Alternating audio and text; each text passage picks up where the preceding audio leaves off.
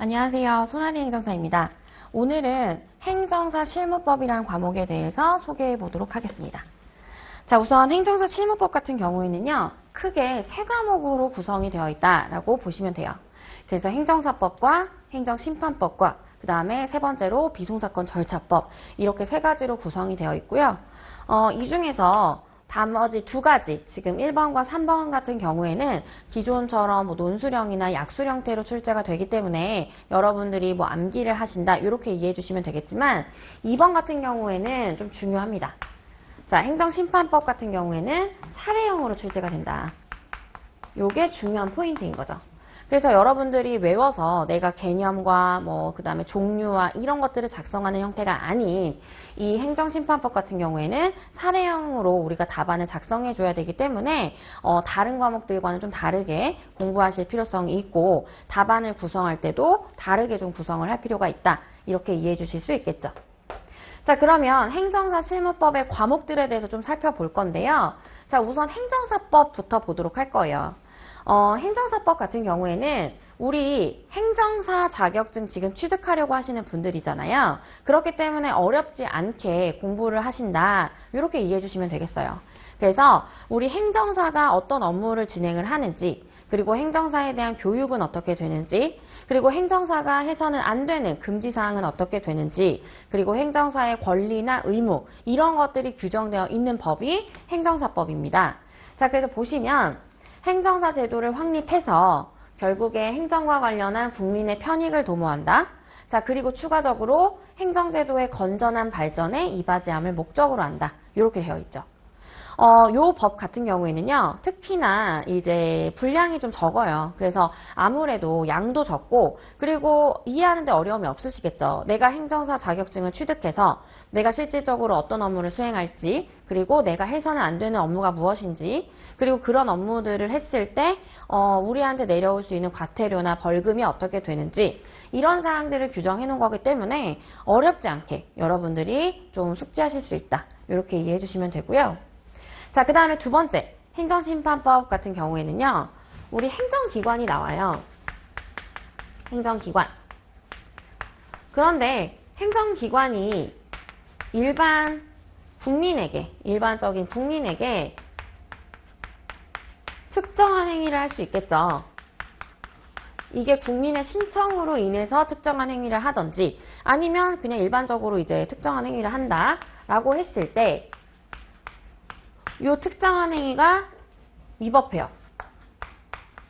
법을 위반했다. 또는 부당해요. 자, 이런 경우에 이 국민에게는 어떤 게 발생할 수 있다? 침익이 발생할 수 있다. 자, 이런 경우에 갑 같은 경우, 이 국민의 경우에는 침익이 발생했기 때문에 가만히 있을 수 없죠. 자, 그래서 이 국가가 나한테 지금 처분을 했는데, 이 행정청이 나한테 처분을 했는데, 이 행한 처분, 이것이 위법합니다. 또는 부당합니다. 라고 하면서 취소해주세요를 요청할 수도 있고 또는 변경해주세요를 요청할 수도 있는 거죠. 그래서 이런 경우 취소심판이라는 걸 우리가 위원회에다가 신청을 할 수가 있는데 이런 전 과정들이 행정심판이라고 보시면 돼요. 그래서 불복의 절차다. 불복.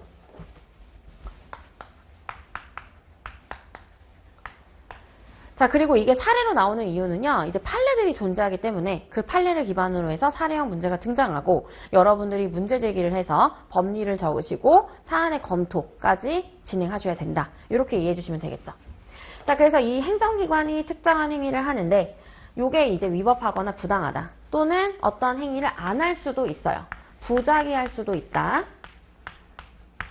자, 부작이라는 거는 결국에 아무런 행위를 안 했다라는 거예요. 하지만 행정기관은 이런 일반 국민에게 어떠한 행위를 해줄 이제 의무가 있는 거죠. 법에 근거해서 의무가 있을 때 있는데도 불구하고 우리 부작위를 했다라고 하면 그것도 위법한 거기 때문에 국민에게 침익이 발생해서 그때도 불복할 수 있다라는 거죠.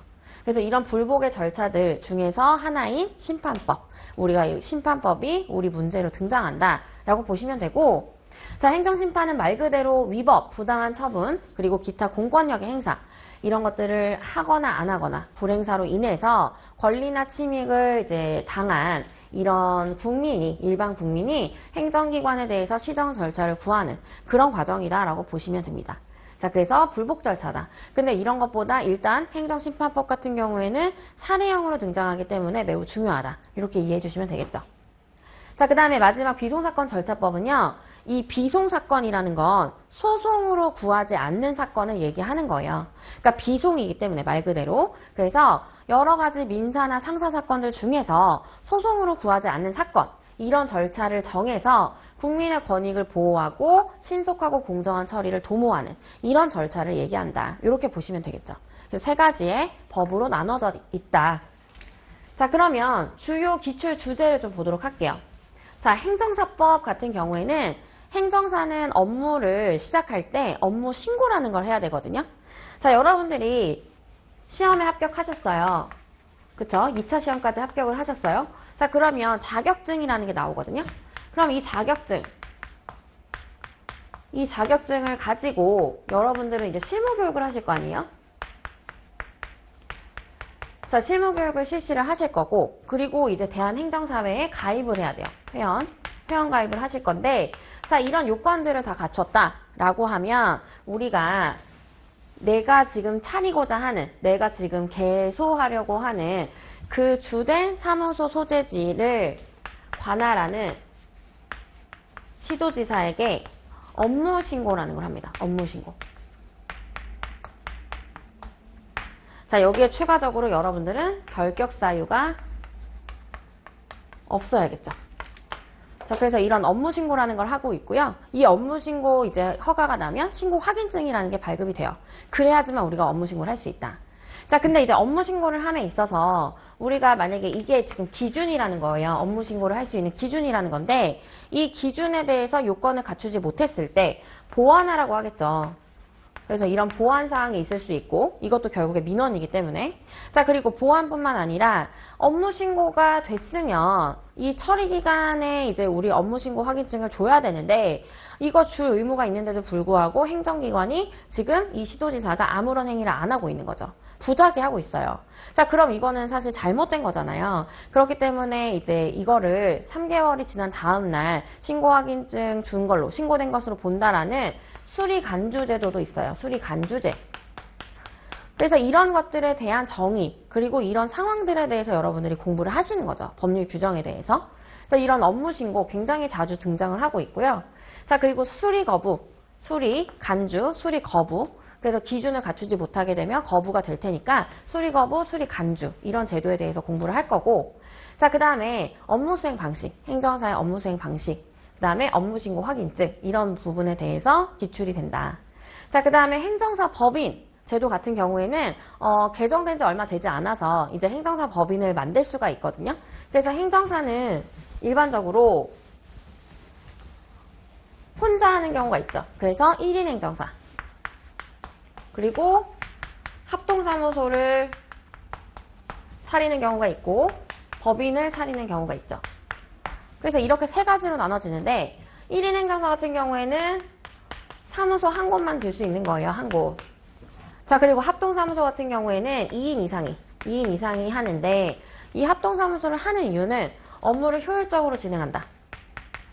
그리고 공정성을 높이고 뭐 이렇게 하기 위해서 결국에 하는 거죠.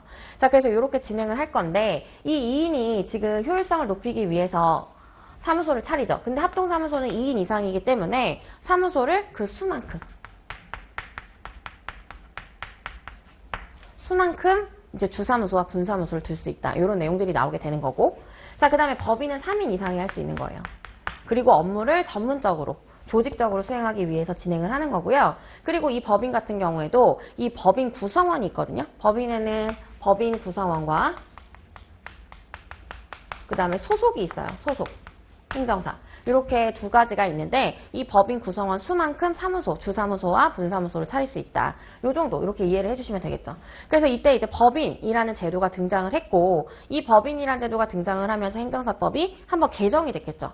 자, 개정이 되고 나서 법인에 대한 내용들이 굉장히 자주 등장을 했었습니다. 그래서 2개년 정도 계속 연속해서 법인에 대한 내용들이 이제 문제에 출제가 됐었다. 그래서 법인도 동일하게 업무 신고가 있고 그다음에 법인은 특이하게 설립 업무 신고를 할 때 우리 행안부 장관의 인가를 받아야 되거든요. 그래서 그런 내용들이 들어간다.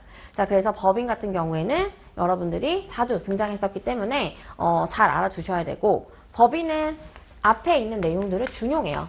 그래서 기존 그냥 행정사법을 준용하기 때문에 하나 외우시면 행정사에 대한 그 주요 우리 법규 규정들을 외우시면 법인은 그냥 비슷하게 따라간다라고 보시면 되겠죠. 자, 그 다음에 행정사의 의무와 책임, 금지사항 이런 내용들이 나왔었는데 행정사도 우리 일반 국민과 동일하게 행정사로서의 권리와 의무가 있겠죠.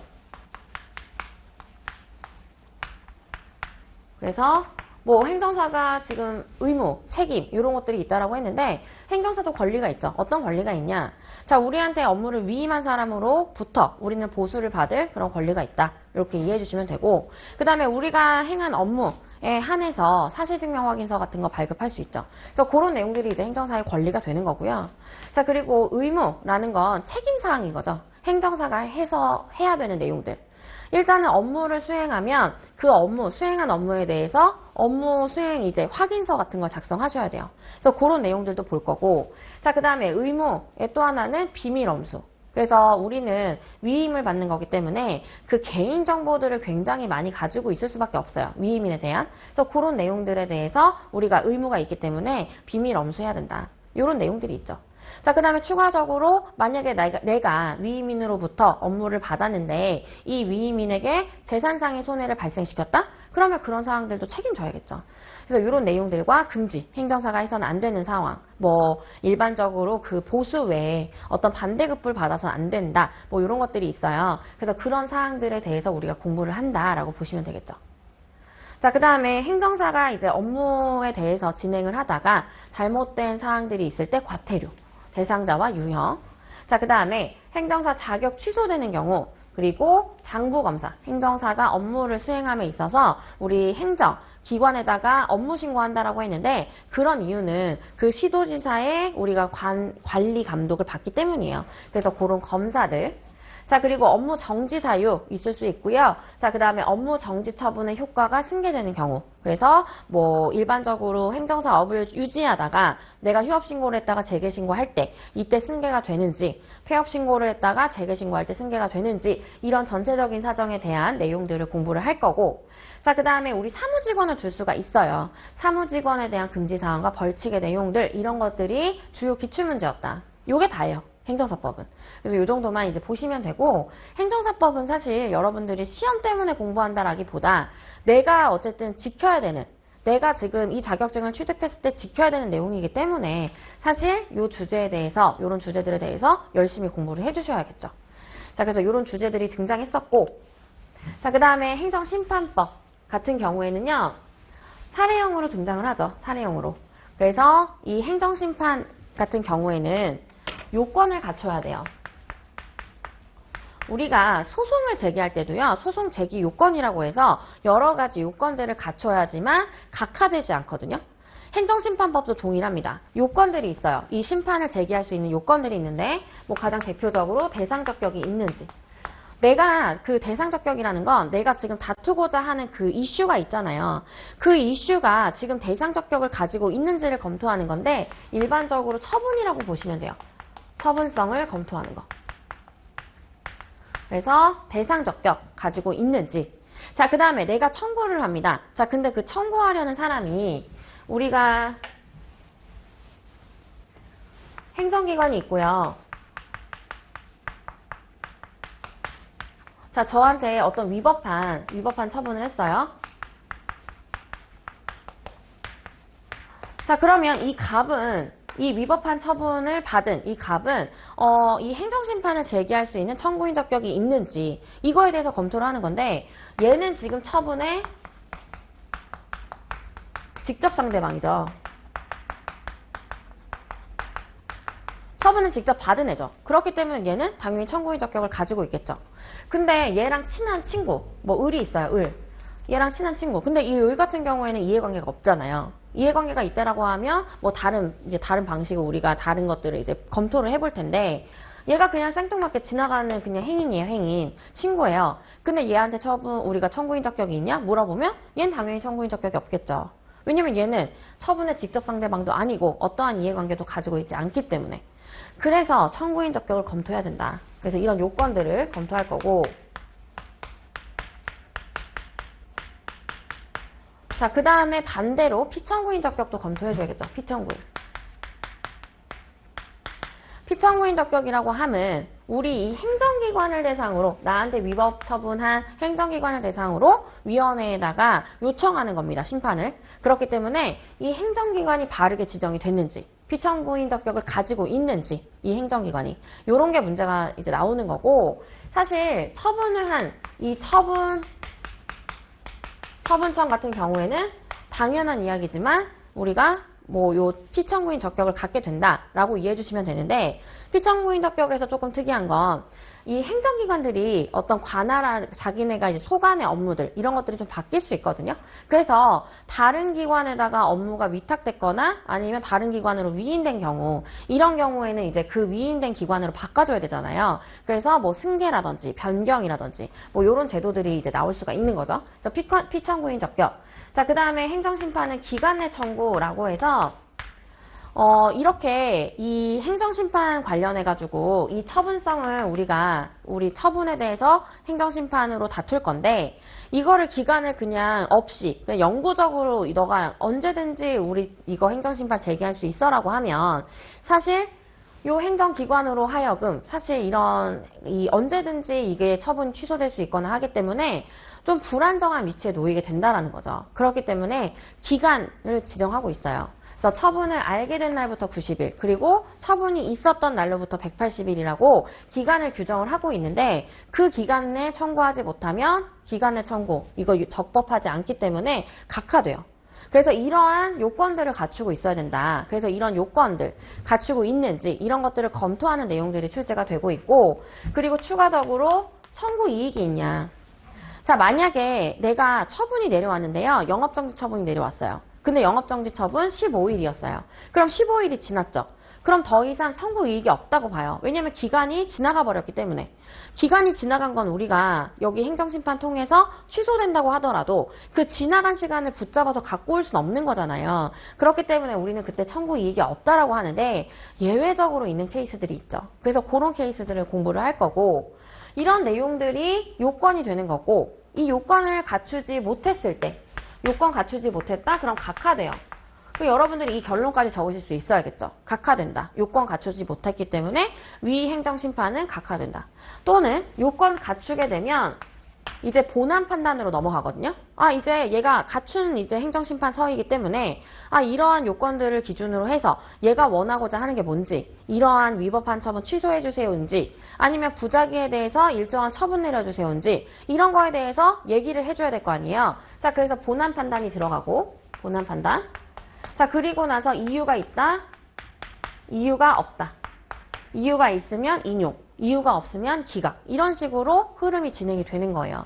그래서 여러분들이 이 결정에 대해서 어떠한 결과가 나올지 이런 내용들까지 써주시는 게 사례형 문제의 답안이다 라고 이해해 주시면 되겠죠. 자, 그래서 이런 내용들 등장했었고, 자, 그 다음에 행정심판의 기속력이 있는지 요 기속력에 대한 내용들, 자, 그 다음에 처분 사유의 추가와 변경, 자, 이런 내용들이 출제가 됐었고요. 청구인 적격, 피청구인 적격, 청구 기간에 대한 내용들, 그래서 요건을 검토하는 내용들 자주 등장했던 문제들이고요. 자, 그 다음 특히 집행정지 같은 것들. 자, 우리나라는 일반적으로 집행 부정지를 원칙으로 하고 있어요. 자, 아까처럼 이 행정청이 나한테 15일에 영업정지를 했거든요. 15일에 영업정지를 했는데 내 입장에서 이 15일의 영업정지가 법을 위반해서 한 처분이다 라고 판단이 들면 행정심판으로 다투겠죠. 그런데 우리나라는 집행 부정지를 원칙으로 두고 있기 때문에 정지되지 않아요. 그렇기 때문에 이 15일의 기간은 그냥 흐른단 말이에요. 이 영업정지 기간은 그냥 얘가 집행을 정지하지 않는 이상 흘러버려요. 그렇기 때문에 이 갑은 나중에 지금 얘가 심판으로 다투고 있다고 하더라도 이 15일의 기간은 우리가 복구할 수 없는 기간이기 때문에 결국에는 실익이 없게 되는 경우들도 있거든요. 그래서 우리가 심판을 청구하면서 예외적으로 이런 것들 뭐 피할 수 없는 재산상의 어떤 손해 뭐 아니면 이제 위험성 이런 것들이 있다라고 하면 집행정지를 신청해서 이 15일의 기간을 잠시 멈추는 거죠. 15일의 영업정지 기간을. 그래서 이런 집행정지 하는 케이스들, 요건들 볼 거고 직접 처분 이것들은 이제 행정심판위원회가 이러한 직접 처분 제도를 이용해서 뭐 돈으로 배상을 해준다든지 뭐 이런 제도들이 있는데 이런 것들 그 다음에 간접 강제 자 그리고 행정심판 재결의 유형 재결의 유형 같은 경우에는 아까 우리 요건을 갖춰서 본안 판단 들어갔을 때 이 내용에 대해서 이유가 있으면 인용하고 그 다음에 이유가 없으면 기각한다라고 했죠. 그러면 이 인용하고 기각하고 이런 유형들에 대해서 취소 심판을 제기했을 때는 인용하는 게 어떤 내용인지 그래서 재결 유형을 볼 거고요.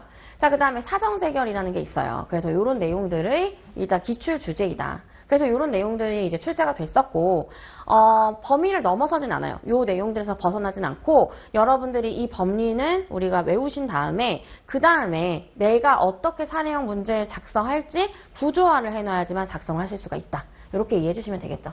그래서 행정심판 같은 경우에는 우리 사례형으로 등장한다.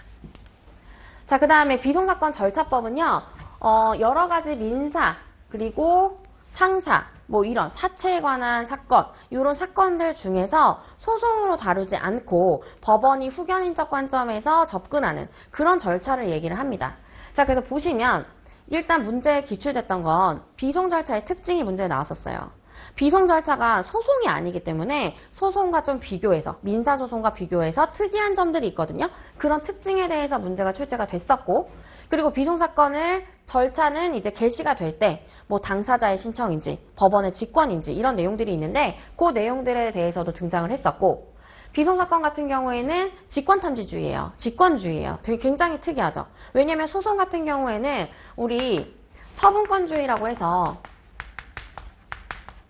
절차의 개시, 대상, 종료 이런 것들을 다 당사자가 정하거든요. 당사자의 뜻에 의해서. 맞잖아요. 내가 만약에 내 친구가 나한테 돈을 안 갚아. 자, 그러면 소송할 거야, 너. 민사소송할 거야. 라고 해서 그 개시도 자기가 정하고. 자, 그 다음에 대상물도 자기가 정하고. 그 다음에 종료. 아, 이 친구랑 화해했어요, 중간에. 그럼 종료하겠죠. 자, 이런 식으로 처분권주의를 채택하고 있는데 이 비송사건 절차법 같은 경우에는 소송으로 다루지 않는다라고 했죠. 얘는 굉장히 특이한 게 직권주의, 직권탐지주의다. 자, 그래서 이 증거조사나 심리방법도 소송과는 조금 다른 형태를 띠고 있습니다. 그래서 이런 내용들이 총칙에 나오게 되는데 그런 내용들이 출제가 됐었고 자, 그 다음에 재판의 방식과 고지하는 방식 그리고 비송사건 절차법 종료 사유 뭐 당사자가 사망하면 어떻게 되는지 이런 내용들에 대해서 여러분들이 작성하실 수 있어야 되고 자, 그 다음에 관할법원, 우선관할 그리고 이송 자, 관할법원은 어떻게 되는지 토지관할, 사물관할 이런 거에 대해서 법 규정을 공부할 거고요. 자, 그 다음에 우선관할과 이제 이송 이런 제도는 우리가 관할을 만약 관할이 변경되면 이송이라는 걸 해줘야 되잖아요. 그래서 그 총칙편에 나와 있는 그 규정에 대해서도 공부를 할 거예요. 자, 그 다음에 이 비송사건 절차법의 취소와 변경 자, 그 다음에 항고의 종류, 효과 이런 것들 볼 거고 그리고 비송사건의 대리인 그 대리는 누가 하는지 일반적으로 뭐 변호사가 대리를 할 텐데 비송사건은 변호사 외에도 가능하게끔 규정하고 있거든요. 그런 내용들 그리고 비송사건의 기일 우리 시간이라고 하죠. 비송사건 한 대 모여서 사람들이 이 비송사건 절차를 진행하는 그런 기일, 기간이라고 하는데 그 내용들 그리고 재판상대위 그 다음에 과태료 재판 비용의 재판 이런 것들이 있어요. 그래서 이런 내용들에 대해서 우리가 절차에 대해서 한번 볼 거다. 그래서 총칙편과 각칙편에 나와 있는 이런 절차를 볼 거다. 이렇게 보시면 돼요. 그래서 이런 것들이 기출 주제이다. 네, 그러면 법률 기초 용어를 볼 건데 여기서는 용어 정리, 행정심판법에 나오는 용어들만 좀 정리할 필요성이 있어서 그것만 좀 짧게 보도록 하겠습니다. 자, 우선 처분 볼 건데요. 처분이라 함은 행정청이 행하는 구체적 사실에 관한 법 집행으로서 공권력의 행사, 그리고 거부, 그리고 그 밖에 이에 준하는 행정작용까지도 얘기를 한다라는 내용이죠. 그래서 처분 같은 경우에는 사무관리론에서 잠깐 봤었고요. 처분에 대한 내용 명확하게 여러분들이 숙지해 주셔야 되는 부분이죠. 자, 그 다음에 두 번째, 부작위라는 걸 얘기하고 있는데요. 부작위는 말 그대로 어떠한 행위도 하지 않는 걸 얘기합니다. 자, 그래서 보시면 행정청이 당사자의 신청에 대해서 상당한 기간 내 일정한 처분을 하여야 될 법률상 의무가 있는데도 불구하고 처분하지 아니하는 것. 자, 보시면 우리가 민원 신청할 때 여러분들 사무관리론 공부하셨으니까 이거 들으셨을 테니까 자, 법률을 다양한 법률들이 있죠. 자, 그러면 이 법률을 근거해서 어떤 민원을 신청할 때요. 법률에 근거해서 민원을 신청하려고 한다. 자, 그럼 법정 민원이 되겠죠? 그럼 이 법정 민원이 규정이 되어 있을 때 이 민원에 대한 처리 기간, 그리고 처리 기준, 절차, 이런 것들이 다 이 법률에 근거해서 나와 있어요. 그리고 어디 행정기관에다가 너가 이제 진행을 하면 된다, 신청을 하면 된다, 이런 것들이 다 나와 있거든요. 자, 그러면 뭐 A라는 행정기관에 너가 신청하셔야 됩니다. 자, 이렇게 되어 있을 때 우리는 이 법정 민원을 가져다가 이러한 절차, 이런 것들을 우리가 다 규정을 확인하고 나서, 처리기간 확인하고 나서 이 A라는 행정기관에다가 우리가 민원 신청을 하겠죠. 자, 민원 신청했어요. 그러면 처리기간 10일이라고 되어 있으면 이 행정기관은 처리기간 10일 내에 이 민원 신청한 민원인에게 답변을 해줘야 되는 의무가 있는 거예요. 이 A라는 법률에 근거해서 의무가 있다. 자, 그런데도 불구하고 상당한 기간 내라는 건 지금 처리기간, 법률상 처리기간이 있다라고 하면 이 처리기간이 되겠죠? 그런데도 불구하고 얘네가 우리한테 응답을 해주지 않는 거죠. 허가를 내주지 않는다든지, 또는 보완할 사항이 있다라고 하면, 내가 낸 서류에 보완할 사항이 있다라고 하면 보완해 오세요라고 요청하셔야 돼요. 근데 그런 것들을 안 한다라는 거죠. 그래서 이런 경우, 처분을 하지 않는 경우, 이런 경우를 우리가 부작위라고 한다. 그래서 이 부작위도 행정심판의 대상 적격이 된다. 대상 적격이 된다. 이렇게 이해해 주시면 되겠죠. 자, 그 다음에 재결이란 우리 행정심판위원회가 행하는 판단을 얘기합니다. 그래서 재결이라는 건 이유가 있는 경우, 이유가 없는 경우, 청구, 이유가 있다, 없다로 나눠지는데 청구 이유가 있는 경우는 인용이라는 판단을 하게 돼요. 그래서 이 행정심판을 청구한 청구인의 손을 들어주는 입장이 되는 거고요.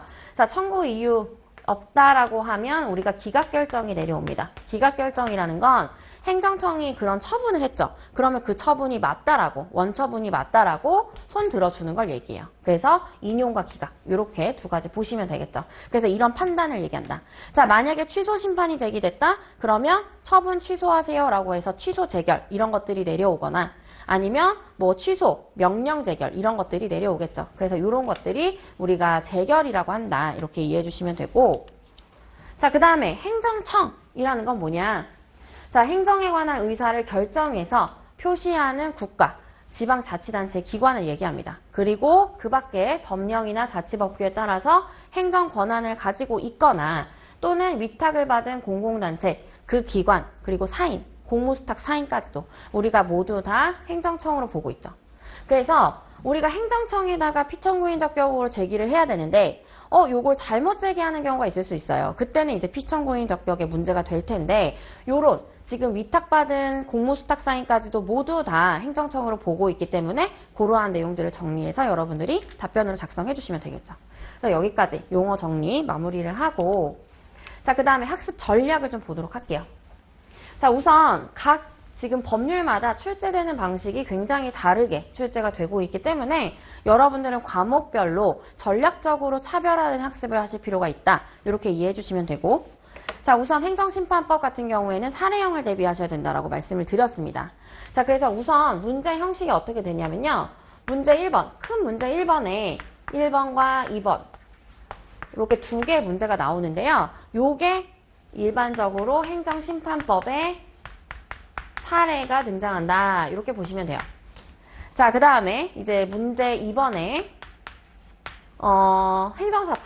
행정사법. 그래서 요것들이 이제 약술 형태 아니면 단술, 우리 단순하게 이렇게 작성하는 그런 형태의 법 규정을 작성하는 형태로 나올 거고요. 문제 3번 그리고 문제 4번 해서 비송사건. 비송사건 절차법도 약술, 단문 형태로 출제가 되고 있어요. 그래서 이런 식으로 출제가 되는데 우리는 각 법에 근거해서 어떻게 출제가 되는지 정확하게 기출문제를 파악하고 그 기출문제에 대비해서 공부를 하실 필요가 있다. 그래서 과목별로 다르게 공부를 하셔야 돼요. 자, 우선 행정심판법 매우 중요하죠. 자, 사례 분석 능력을 강화시켜야 된다라고 말씀을 드렸는데 여러분들은 정말 긴 그런 내용의 문제를 보실 거예요. 서술형 문제가 쭉 나오게 되거든요. 사례가 나와요. 뭐 갑이라는 시장이 있고 그 다음에 을이라는 뭐 사람이 국민이 있는데 이 사람이 인허가 신청했는데 얘가 뭐 위법하게 절차를 준수하지 않고 처분을 내렸다. 그럼 여기에 대해서 제기할 수 있는 행정심판은 무엇인가? 뭐 이런 형식의 문제가 나오게 돼요. 그러면 이런 사례가 막 나올 거거든요. 몇 월 며칠에 처분서가 도달했고 얘는 몇 월 며칠에 요거에 대해서 이 처분에 대해서 대상 적격으로 해서 뭐 행정심판을 제기했는데 기간이 맞게 청구가 됐냐, 요건을 갖췄냐 이런 식으로 정말 다양하게 나올 수가 있어요. 자, 그럼 그 주제를 읽고 여러분들은 뭘 파악해야 되냐? 쟁점을 파악하셔야 됩니다. 쟁점. 여기서 지금 얘기하고 있는 쟁점이 뭘까? 그래야지만 문제 제기를 하실 수가 있어요. 자, 보시면 행정심판법은 판례 기반 사례형 논술이다. 판례를 기반으로 해서 문제가 출제가 되거든요. 자, 그렇기 때문에 판례를 깊이 이해하고 논리적으로 서술하는 연습이 매우 필요하다. 자, 그렇기 때문에 우리는 우리 모의고사 보는 날, 그러니까 우리가 첫 번째 기본 강의 하고요. 두 번째 때 핵심 하고요. 그리고 나서 세 번째, 네 번째, 이 3회독, 4회독 때는 무조건 문제풀이 할 거예요. 무조건. 자, 그래서 논리적으로 서술하는 연습이 매우 필요하다. 자, 그 다음에 기출문제와 주요 판례를 분석하면서 주요 쟁점들, 대상 적격, 청구인 적격, 뭐 청구 기간, 그 다음에 사정 재결 이런 내용들을 정리할 필요가 있다라는 거죠. 자, 그 다음 고득점을 위해서는 일관된 논리 흐름과 체계적인 답안 구성이 필요하다라고 되어 있죠. 좋은 말 다 써져 있고요. 자, 아래와 같이 우리 아이라크 뭐 이라크라고 하는데 아이라크라고 일반적으로 하고 있고 요게 이제 법률 답안을 구성하는 그 구성 형태라고 보시면 됩니다. 자, 그래서 보시면요. 일단은 쟁점을 제시해야 돼요. 우리가 일반적으로 첫 번째는 문제 제기를 하는 거죠. 자, 문제 제기라는 건 만약에 마지막에 이 지금 갑이 제기한 요 행정심판이 적법한지를 검토해라 라고 하면 뭐 쟁점에서 봤을 때 청구인 적격이 이슈가 있을 것 같아요. 그러니까 갑이 전혀 그 처분의 직접 상대방이 아닌데도 불구하고 제기를 한 거죠. 자, 그러면 사실 원칙적으로는 처분의 직접 상대방만이 우리가 청구를 할 수 있다라고 얘기를 하고 있는데 이 사람이 지금 청구인 적격이 될 수 있냐? 이게 쟁점이 되는 거잖아요. 그러면 여러분들이 문제 제기에다가 행정심판은 대상 적격이나 청구인 적격을 가지고 있어야 된다. 요건을 갖춰야지만 적법하다. 그런데 해당 사항에서는 제3자가 지금 청구하고 있으니까 청구인 적격이 문제된다라고 하면서 다시 한번 여러분들이 짚어주시는 거죠. 자, 출제자의 의도, 쟁점이 되는 거죠. 의도를 정확하게 파악하고 문제에서 요구하는 법적 쟁점을 명확하게 적시해야 된다라는 거죠.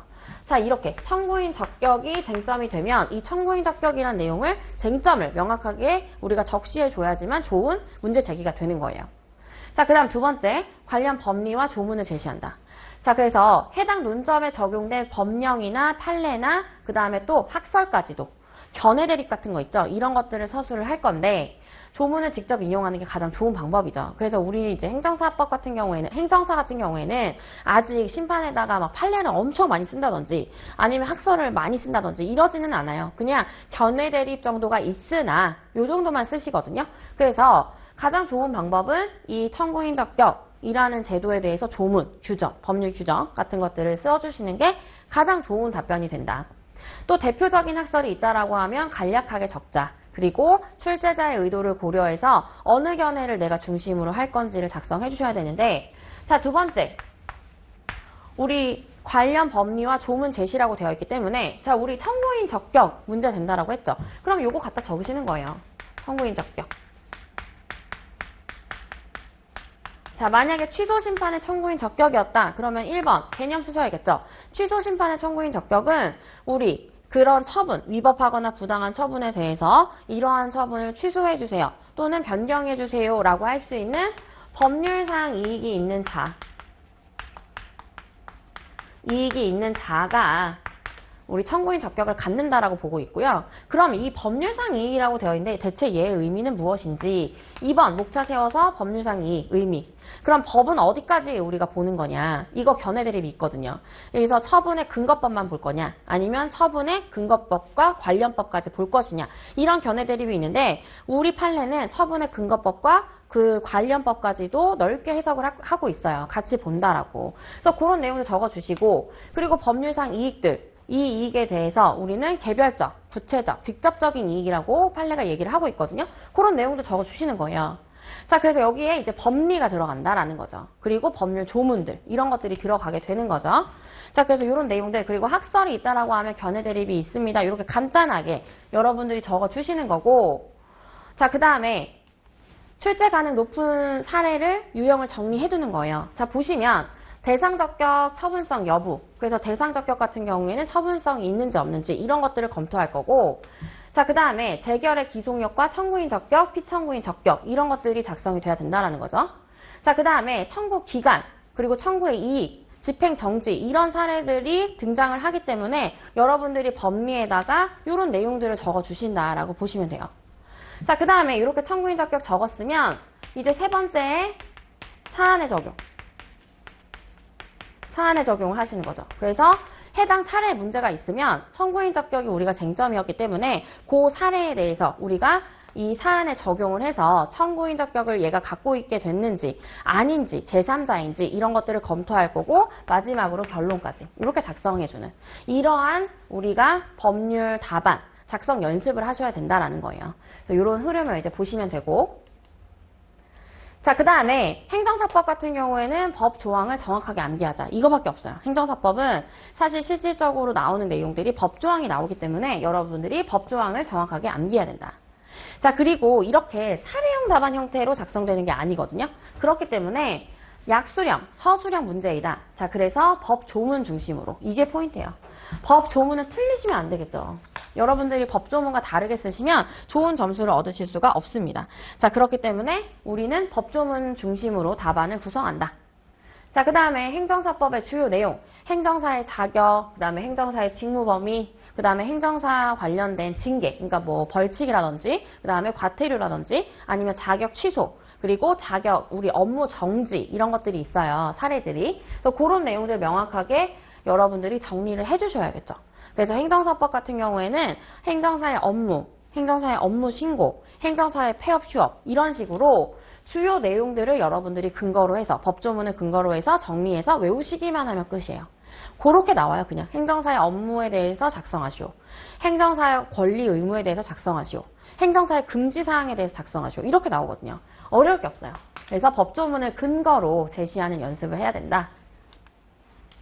자, 그리고 키워드 중심의 간결한 서술 연습해야 되는데 약수령 문제는 장황하게 쓰는 게 아니죠. 왜냐하면 법률을 근거해서 그 내용들만 들어가줘야 되는 내용들만 작성이 되는 거기 때문에 핵심 키워드를 빠르고 명확하게 작성해야 된다. 자, 그래서 만약에 여러분들이 행정사 실무법 공부를 하실 때 내가 이제 시간 배분을 하셔야 되잖아요. 그러면 사례형에 많이 배분해 주시는 게 좋아요.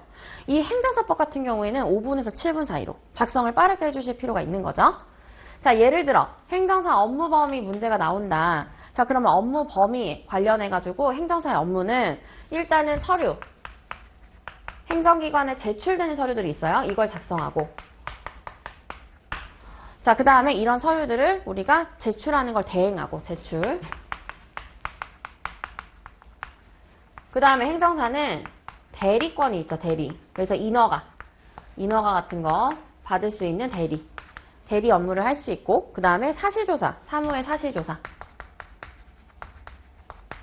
자, 이런 것들을 할 수가 있어요. 그리고 번역 행정사 같은 경우에는 번역. 자, 그래서 이런 내용들, 행정기관에 제출되는 서류 작성하고, 인허가 대행하고, 행정심판 청구 대리하고, 이런 업무를 수행할 수 있다. 이런 것들처럼 간결하고 명확한 답안을 작성해야 된다는 거죠. 요거 인허가 대행할 대리죠, 대리. 네. 그래서 이런 것들처럼 여러분들이 이렇게 내가 지금 조문을 명확하게 외워서 간결하고 명확한 답 구성을 해야겠구나. 이렇게 정리해 주셔야 돼요. 그러니까 지금 막 사례형처럼 줄글 막 쟁점을 잡아서 막 구구절절 쓰는 것이 아니라 얘는 그 각각의 주제에 대해서 명확하게 그 주제 잡고 명확한 조문들이 들어가 주는 게 포인트가 된다라는 거죠. 그래서 이렇게 해주시면 된다. 그러니까 행정사법은 사실 연습하실 것도 없죠. 일단 열심히 잘 암기해 주시면 되는 내용들이에요. 자, 그리고 비송사건 절차법이라는 건 사실 비송사건 절차법은 조금 들어보시지 않은, 그러니까 생소한 법이실 수 있어요.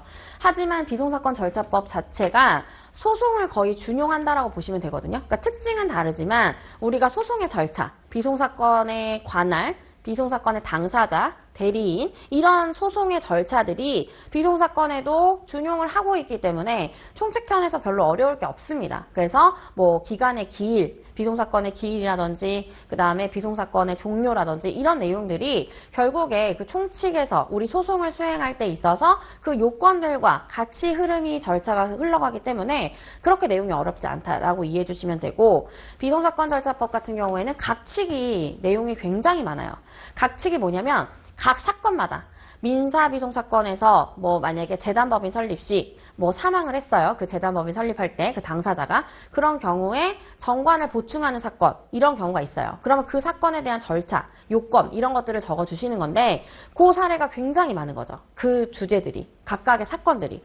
그렇기 때문에 이제 각칙을 어떻게 공부해야 되냐 이게 포인트인데 그것도 제가 강의 때 다 말씀을 드릴 거예요. 자, 그래서 비송사건 절차법은 약술 형태로 일단 출제가 된다. 자, 우선 주요 내용을 정리해줘야 됩니다. 그래서 비송사건 절차법은 행정 절차와 법원의 개입이 필요한 사안들, 이런 것들을 다루는 거다. 소송으로 진행하는 것이 아니라 법원이 개입함으로써 후견인적 관점에서 진행하는 절차이다. 자, 그렇기 때문에 기존 법조문뿐만 아니라 여기 나오죠. 주요 사건별 유형을 정리하는 것이 핵심이다 라는 거예요. 자, 그래서 민사비송사건과 상사비송사건 이런 절차들을 우리가 공부를 할 거고요. 자, 각 절차별 요건과 흐름을 파악해야 된다. 그래서 이 각 절차, 각 사건이 있죠. 그러면 아까 제가 말씀드린 대로 사건이 재단법인의 정관 보충 사건이다. 자, 여러분들 행정사가 사단법인, 재단법인 설립할 수 있는 거 알고 계시죠? 자, 그러면 우리 민법상의 법인 설립에서 재단법인과 사단법인이 있는데 재단법인을 설립할 때 우리 정관이라는 걸 작성을 해야 돼요. 그럼 정관의 필요적 기재사항에 우리가 목적, 명칭, 그 다음 사무소 소재지 뭐 이런 것들이 들어갈 건데 일반적으로 사단법인은 인력으로 구성이 된 거고, 그러니까 인적으로 구성이 된 법인을 얘기하고, 재단법인은 말 그대로 이런 재산 같은 게 출현된 그런 법인을 얘기해요. 그래서 이 재산을 출현해서 목적, 사업이 굉장히 중요한 부분이 되는 거거든요. 목적과 사업. 내가 재산을 출연했어. 근데 왜 출연한 거야? 아, 좀 어려운, 환경이 어려운 아이들을 학업을 도와주기 위해서 내가 이런 사업을 하고 싶어. 걔네들을 도와주는 사업을 하고 싶어. 이렇게 되는 거잖아요. 자, 그래서 이렇게 재산을 출연한 사람이 목적과 사업은 정한 거예요. 정관에. 그런데 이 사람이 명칭, 사무소 소재지, 이런 것들은 정하지 않고 만약에 사망했다. 자, 그럼 어떻게 할 것인가?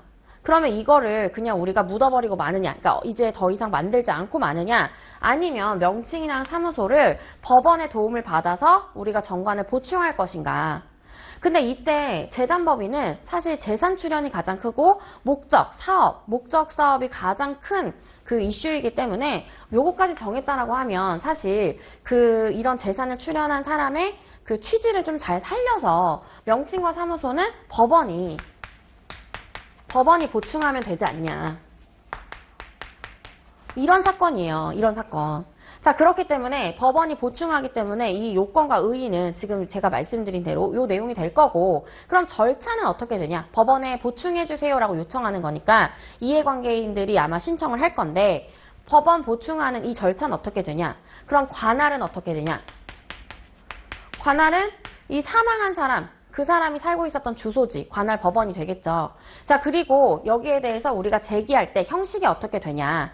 뭐 우리가 일반적으로 뭐 구술로 하는지 아니면 문서로 하는지 뭐 이런 것들 있잖아요. 그러니까 비송사건의 절차들이 있어요. 그러니까 이런 것들. 그 다음에 신청인은 누구냐. 이런 것들. 그 다음에 재판은 뭐로 하냐. 뭐 불복할 수 있냐. 이런 것들이 있거든요. 그러니까 이 절차에 대해서 공부를 하는 거죠. 자, 그래서 보시면 어떤 절차를 거치는지, 관할은 어디고 신청인은 누구고 어떤 절차를 거치는지, 관련 당사자가 누구인지, 신청인이 누구인지, 법원이 어떤 결정을 내릴 수 있는지, 자, 재판을 통해서 어떤 결정을 내리는지, 이런 절차 중심으로 이해하는 것이 중요하다라는 거죠. 그래서 요 내용들, 비동사건은 이렇게 흘러가는 법이다라고 이해해 주시면 되고, 자, 그 다음에 전체 학습 계획을 좀 볼게요. 자, 사례 문제는 우리 판례 적용이 핵심이다. 그리고 논리적으로 서술을 하셔야 됩니다. 그래서 행정심판법 문제에서는 판례를 정확히 적용하고 그 다음에 논리적인 답안을 작성해야 된다. 자, 서론, 쟁점을 제시하고요. 그리고 본론에는 법리, 판례, 학설 이런 것들이 들어가 주는 거고요. 자, 결론에는 사안 적용, 판단 이런 구조를 활용해야 됩니다. 그래서 아까 아이라크 답변이라고 말씀드렸는데 그 전체적인 그 답안 구성 형태로 작성을 해주셔야 되는 거고, 자, 그 다음에 약수령 문제는 조문 중심으로 명확하고 간결하게 서술하자라는 거죠. 그러니까 이 약수령 문제를 잘 접근하시는 건 내가 비동사건 절차법 재단법인 설립 이런 사건을 했어요. 자, 근데 이거에 대해서 그냥 내가 아는 내용을 쓰라는 게 아니에요. 그게 아니라 법률에 규정되어 있는 관할이 어디인지, 신청인이 어디인지, 내가 공부를 해서 암기하지 않으면 답안 작성하시지 못하는 이런 내용들을 너가 하라는 거죠. 간결하게 서술하라는 거죠. 자, 그래서 법조문 인용하면서 명확하고 간결하게 작성하자.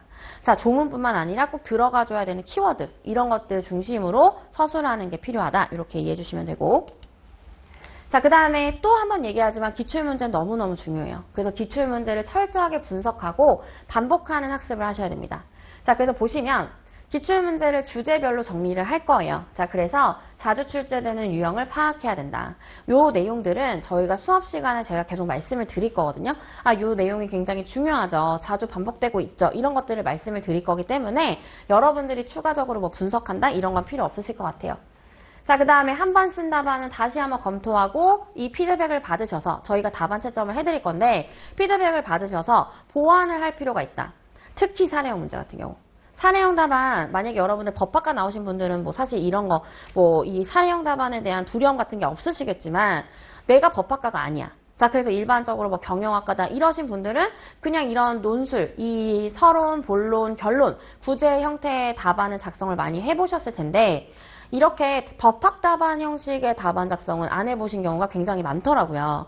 자, 그렇게 되면 이게 쓸 때 조금 어색할 수 있거든요. 내가 막 갑자기 문제 제기를 하고 내가 대법원장이 된 것처럼 막 판결을 내려야 되고 결론이라는 걸 써야 되고 그렇기 때문에 이거를 자주자주 써보시고 보완, 피드백 받으셔야지만 좋은 답안이 될 수 있어요. 그래서 그렇게 다시 검토하고 논리적으로 보완하자.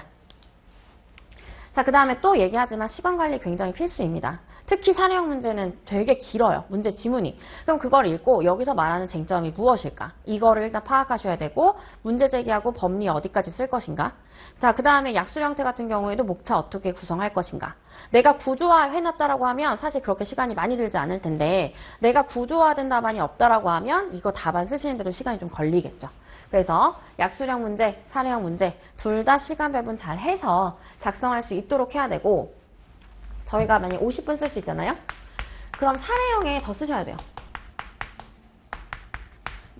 심판 그 다음에 행정사법 비송 있는데요. 비송 이제 두 문제 같은 경우 얘는 이제 뭐 한 10분 10분 해가지고 20분 안짝으로 쓰셔야 되고 그 다음에 행정사법은 5분에서 7분 정도 쓰셔야 돼요. 네, 그리고 나서 나머지는 다 비송사건에 좀 투자를 하셔야 됩니다. 네, 그럴 수밖에 없어요. 그래서 얘를 저는 거의 한 30분 잡고 얘를 한 17, 18 뭐 이 정도 잡으라고 말씀을 드리는데 아무튼 요거는 이제 여러분들 또 필속이 있으니까 속도가 다르기 때문에 그런 것들 좀 파악해서 작성해 주시면 되겠죠. 자, 그럼 기간별 학습 좀 보시면 1에서 3개월 차 이때는 개념 보셔야겠죠. 자, 우리 행정사법 같은 경우에 기본 조문 다 외우셔야 된다라고 말씀드렸기 때문에 그 기본 개념들 외우시는 시간. 자, 그리고 우리 사례형 문제 같은 경우에는 법리 쓰는 데 있잖아요. 대상 적격의 정의가 무엇인지, 그리고 우리 청구인 적격의 정의가 무엇인지, 그리고 행정심판에는 기간 내 청구라는 게 있는데 기간이 어떻게 되는지 이 정확한 법조문을 암기하실 필요가 있는 거죠. 자, 기본 개념과 판례 같은 것들을 정리해야 된다. 그리고 행정사법과 비송사건 절차법은 법 조문을 암기하는 그런 연습이 필요하다. 자, 4, 5개월 차는요, 심화학습 그리고 기출문제 풀이를 들어가야 됩니다. 사례형 논술을 연습하셔야 돼요. 사례형은 한 번도 해보시지 않으셨던 분들은 어색하게 답변 작성할 때 되게 어색함을 많이 느끼시기 때문에 이때부터 바로 답안 작성하는 연습 들어가 주셔야 되고요. 약수량 문제 같은 경우에는 기출문제 분석하고 키워드 정리하는 거. 꼭 들어가 줘야 되는 키워드들이 있죠. 그런 내용들을 정리한다. 자, 그리고 시간 체크하는 거. 자, 그 다음에 6개월 차 실전 대비를 해야 되는데 아마 이제 우리 학원에서 진행하는 진도를 살펴봤을 때 이 6개월 차가 되면 당연한 이야기지만 모의고사를 진행 중일 거예요. 모의고사를 통해서 여러분들이 답변을 적으실 거고 그 답변을 제가 받아서 피드백을 드릴 겁니다. 채점을 해서. 그래서 사례형 문제는 10개 이상 풀어보자 라고 되어 있는데 이거는 그냥 러프하게 잡은 거고요. 아마 이제 저희 학원에서 저랑 공부를 하시게 되면 모든 그 쟁점에 대해서 한 번씩은 써볼 연습을 하실 수 있으실 겁니다. 그래서 시간상 그렇게 이제 마련을 해놨고 작년에도 그렇게 진행을 했었기 때문에 직접 풀어본다. 자, 그 다음에 기출문제 반복학습 그리고 오답노트 같은 거 정리해서 보셔야겠죠. 자, 그리고 실전 모의고사 풀이하면 피드백 확인해서 제가 빨간 펜으로 체크를 해드리며 그 내용에 대해서 여러분들이 보완하는 그런 과정을 거치셔야겠죠. 자, 마무리는 별거 없습니다. 일단 내가 주요 개념이 정확하게 숙지 안 된 게 있다. 그러면 그런 것도 숙지하시고 요약하시는 연습하셔야겠죠. 자, 그리고 실질적으로 신전 연습하시고 시간 얼마나 나오는지, 내가 지금 이렇게 적었을 때 분량이 몇 페이지 나올 때 시간 얼마 걸렸는지 이런 체크를 계속 해주셔야 돼요. 그리고 시간 재고 여러분 답안 안 쓰시잖아요. 그러면 절대 합격하실 수가 없어요.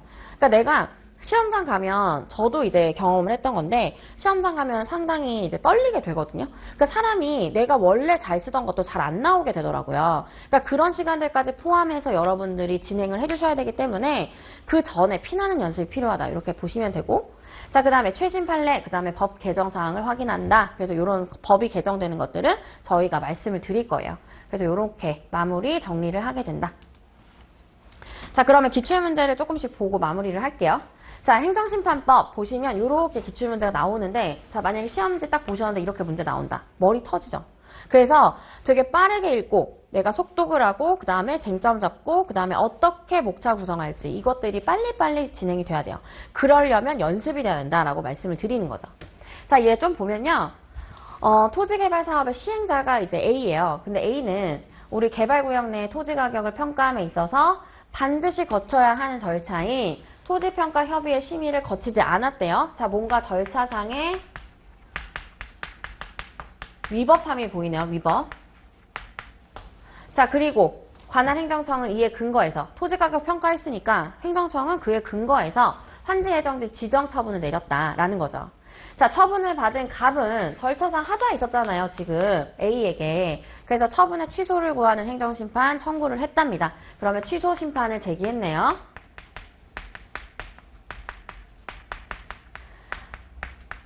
자, 그런데 이 처분의 기초가 된 가격평가의 내용은 적정했대요. 그러니까 절차상의 위법은 있었는데 지금 내용 적정했다라고 얘기하고 있고, 환지예정지 지정 처분을 받은 이해관계인들 중 갑제하고는 아무도 이의제기하지 않고 있다. 불복하지 않고 있다라고 얘기하네요.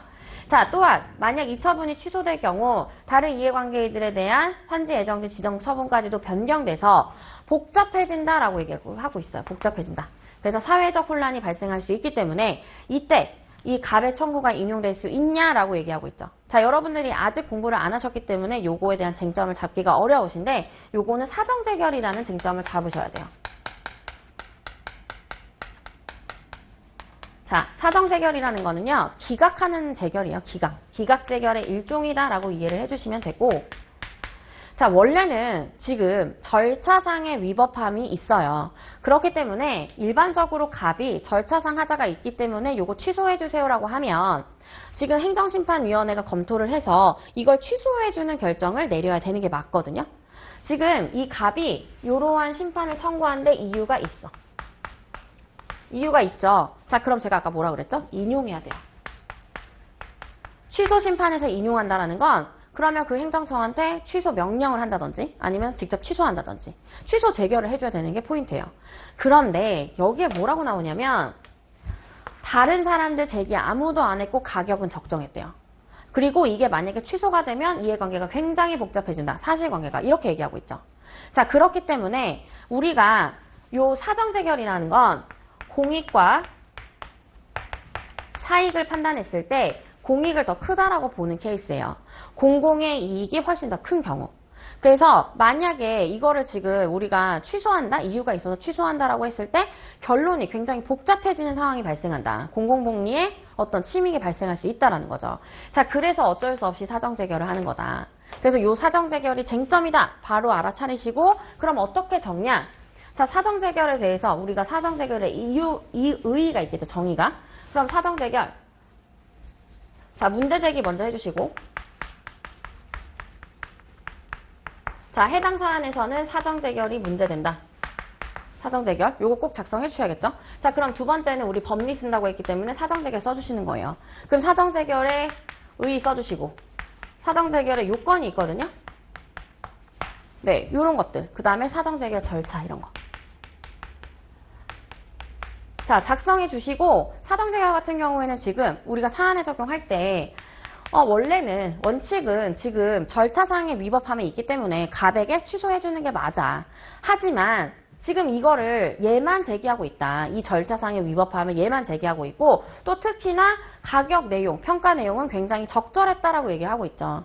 자, 그리고 이거 만약에 취소되면 이해관계인들의 처분도 변경되기 때문에 얘만 변경되는 게 아니라 이해관계인들의 처분까지도 변경되기 때문에 이 사실관계가 매우 복잡해진다. 자, 그러므로 우리가 공익을 중시함에 있어서 이때는 어쩔 수 없이 사정재결 할 수밖에 없다. 이렇게 사안에 적용해 주시고 결론에 이 청구, 지금 갑의 청구는 인용될 수가 없죠. 기각된다. 그쵸? 이렇게 마무리해 주시고 거기에 또 뭐 할 수 있냐면 사정재결은 여러분들이 만약에 지금 갑의 상황이라고 생각하시면 굉장히 억울한 상황이잖아요. 그렇기 때문에 이 사정재결 같은 경우 다른 불복의 절차 또는 다른 보상의 절차 이런 것들이 같이 나가요. 돈으로 일반적으로 보상하겠죠? 자, 그러면 그런 절차들을 우리가 시행할 수 있다. 이렇게 얘기해 주시면 되겠죠. 그래서 이런 식으로 사례형 답안은 우리가 구성이 될 거고 이런 연습들을 계속적으로 진행을 할 거다. 수업 때. 이렇게 보시면 되고요. 자, 행정사법과 비송사건 절차법 좀 간단하게 빠르게 보도록 하겠습니다. 자, 행정사법은요. 행정사법인의 설립, 그리고 설립인가 취소에 대해서 설명하시오라고 되어 있는데 행정사 법인 같은 경우에는요. 우리가 그냥 일반 행정사 사무소 설립할 때 설립 신고, 우리가 이제 사업하려고 할 때 신고라는 걸 한다라고 했죠. 시도지사의 기준 갖추는 거예요. 자격 있어야 되고 그 다음에 저희 교육 들었어야 되고 실무교육 대한행정사업에 가입해야 되고요. 자, 그 다음 마지막으로 결격 사유가 없어야 돼요. 행정사로서. 그래서 이런 기준을 갖춰서 시도지사한테 신고하는 데 만약에 이 행정사법인을 설립한다? 그러면 완전 달라지죠. 자, 일단 기준을 갖춘 건 맞아요. 이런 설립 신고 기준을 갖춰야 되고 여기에 플러스로 뭐가 필요하냐? 행안부 장관의 인가가 필요하고요. 자, 그 다음에 뭐까지 해야 된다? 등기까지 해야 된다. 이런 절차들이 필요해요. 그래서 절차, 이 설립에 대한 내용들, 이런 내용들이 들어가 줘야 되는 거고, 그 다음에 설립인가가 취소되는 경우가 있어요. 일반적으로 딱 생각해 보시면, 내가 거짓으로 행정사법인 설립받았다. 이런 경우 당연히 취소되겠죠. 그래서 그런 내용들, 우리가 외웠던 내용들 정확하게 적어 주시는 거고, 자, 행정사법상 업무신고와 그 수리거부, 이거 제가 아까 잠깐 말씀드렸는데, 이런 신고 기준 갖춰서 업무 신고한다라는 거예요. 자, 그런데 원래 이 행정사법상 이 업무 신고를 하면 처리 기간이 10일인가 요 정도로 되어 있거든요. 근데 이 10일의 기간을 지금 지났는데도 불구하고 부작위하고 있어요. 행정기관이. 만약에 보완할 사항이 있다라고 하면 보완해 오세요. 또는 업무 기준을 못 갖췄다? 자, 그러면 얘네가 그냥 저희 거부해야 되거든요. 근데 그런 행위 아무것도 안 하고 있는 거죠. 그러면 우리가 요 3개월이 된 날 다음 날 3개월이 된 날의 다음 날 우리 신고된 것으로 본다라는 거죠. 그래서 그런 제도들이 있기 때문에 그런 법조문을 외워서 작성 들어갈 거다. 자, 그 다음에 비송사건 절차법. 비송사건과 민사소송의 구별, 특징에 대해서 적는 내용들이 나왔었는데 비송사건과 민사소송. 자, 우선 소송의 전체적인 준용하는 그 일반법 같은 게 민사소송인데 이 비송사건 같은 경우에는 소송으로 다루지 않는 사건이라고 말씀드렸죠. 그렇기 때문에 조금 독특한 특징들이 있어요. 아까 말씀드린 대로 민사비송사건은 당사자가 개시하고 그 다음에 대상도 정하고 종결도 정한다라고 했는데 비송사건은 처분권주의를 채택하고 있지 않아요. 그 직권주의, 직권탐지주의를 채택하고 있기 때문에 이 구별 기준이나 차이점에 대해서 우리가 특징을 배울 거고 거기에 대해서 나열해서 작성해 주시면 되겠죠. 자, 그 다음에 비송사건의 재판 취소와 변경에 대해서 설명하시오. 법조문의 취소 변경에 대한 사례가 있기 때문에 그래서 원래 이제 취소 이런 것들이 이제 당사자가 신청한 케이스는 자유롭게 취소가 가능하다. 하지만 예외도 존재한다. 이런 내용들이 있기 때문에 요거에 대해서 여러분들이 열심히 법조문과 키워드 우리 암기하셔가지고 답안을 작성해 주셔야 된다. 이렇게 마무리하도록 하겠습니다. 자, 그래서 오늘 이제 실무법에 대해서 여러분들에게 설명을 좀 드렸는데 사실 요 짧은 시간으로는 많은 부분들을 소개해드리긴 어려웠지만 만약에 여러분들이 이제 진행을 하신다라고 하면 이렇게 공부를 시작하신다라고 하면 중간중간에 제가 수업을 하면서 여러분들에게 충분히 도움드릴 수 있는 답안 작성이라든지 그 다음에 비송사건이나 행정사법 같은 경우에도 좀 쉽게 접근하실 수 있도록 도움을 많이 드릴 거고 사례 제시도 많이 해드릴 거예요. 그래서 그렇게 진행된다라고 보시면 되고 올해 꼭 행정사 만약에 시험을 준비하시는 분들은 꼭 합격하시길 바라겠고 그리고 수업 시간에 뵀으면 좋겠습니다. 그러면 오늘 실무법 강의 마무리하도록 하겠습니다. 감사합니다.